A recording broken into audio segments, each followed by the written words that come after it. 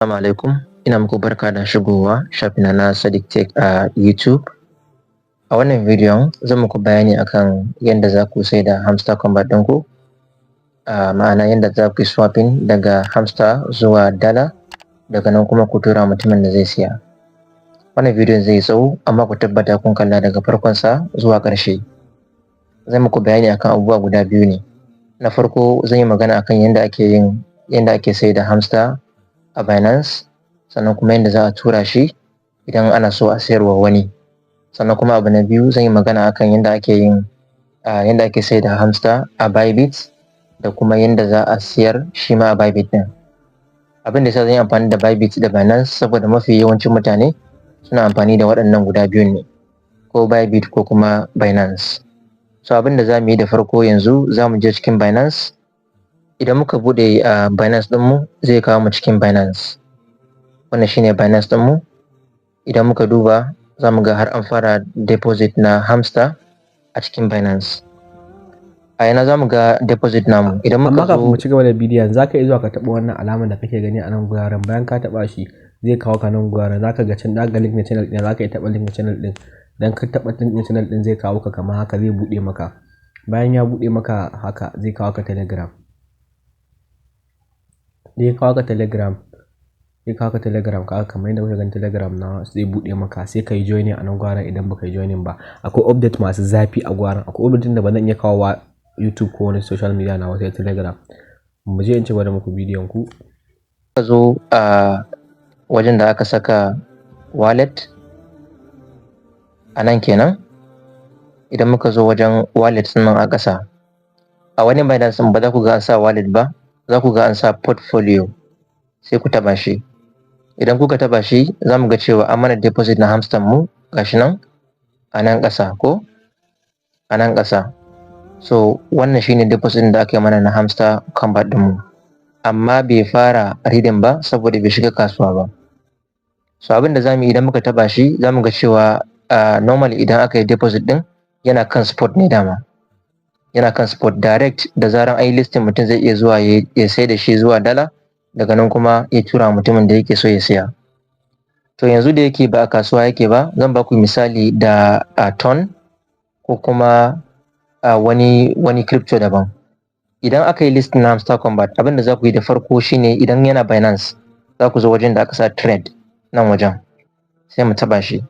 Idan muka taba trade a nan wajen zai buɗe mana nan wajen, ko wannan shine wajen da za a yi trading kenan. So sai mu zo mu searching a saman nan inda aka sa Kati USDT. Za ku ga yana kan BTC USDT, ko sai mu taba, sai mu zaɓi hamster a nan wajen kenan. Bayan ya shiga kasuwa, kun ga da yake yanzu baya kasuwa ba za mu same shi a nan ba. To bari mu ɗauki misali dox. Bari mu misali dox. Idan muka ɗauki dox a matsayin shine hamster combat ɗinmu, sai mu taɓa shi. Kun gani dox/USDT.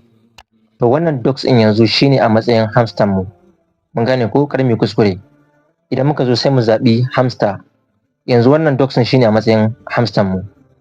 Mun gane ko. To next abin da za mu yi shine sai mu zo inda aka sa sell ɗin nan, ba buy ba, sell za mu shiga, sai mu taɓa shi. Idan muka zo wajen limit ɗin nan, mu tabbatar mun canza shi zuwa market, sai mu taɓa.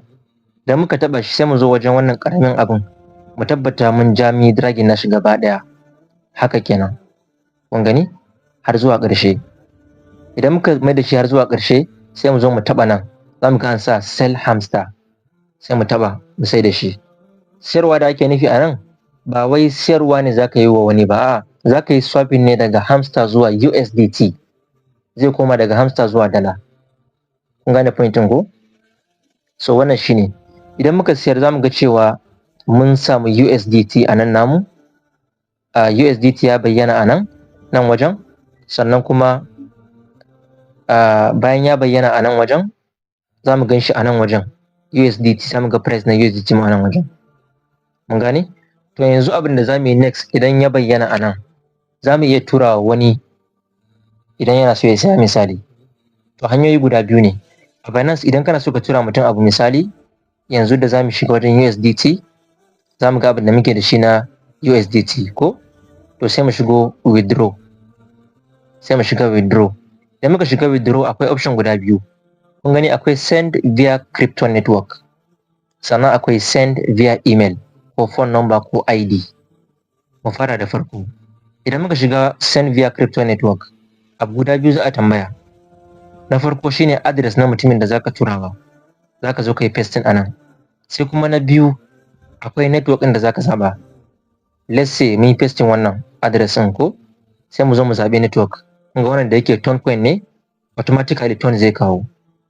To idan misali network ne wani daban ba Ton ba, akwai USDT a BEP20, kun ga minimum withdrawal na shine sai ya kai $10 kafin ka iya cirewa, kuma shi ma free ne ba charges. Sannan idan ka zo ƙasa akwai wani Optimism shi ma ba wani charges, $0.026 ne.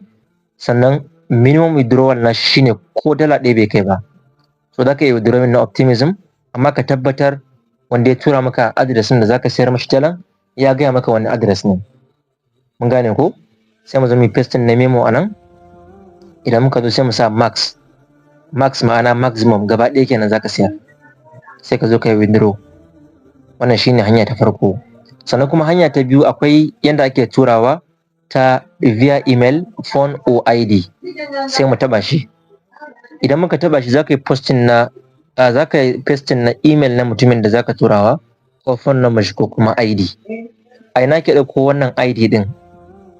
Bari mu je profile na Binance. Idan muka je profile na Binance a wajen home, in muka shiga a saman nan akwai wani abu kaman tambarin su, sai mu taba.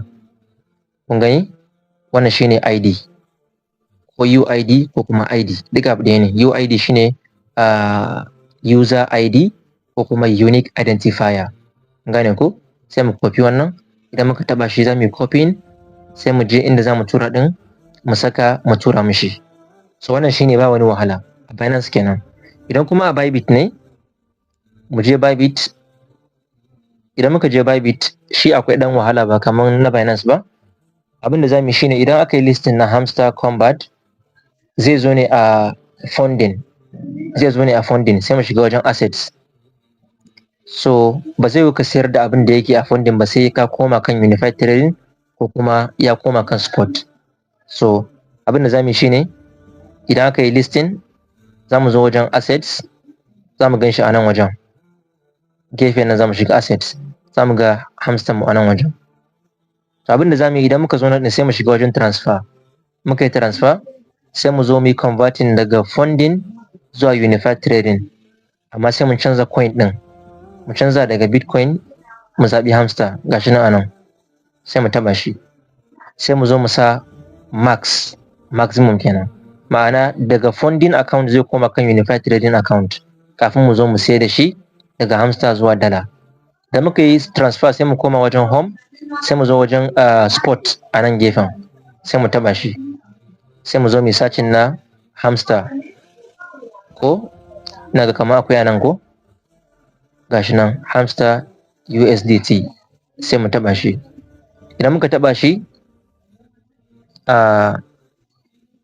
wannan shine kuwa, to mu ɗauka wannan shine hamster combat din misali. Abin da za mu yi shine yanzu za mu zo no bari mu ɗauki wani daban, mu shiga spot.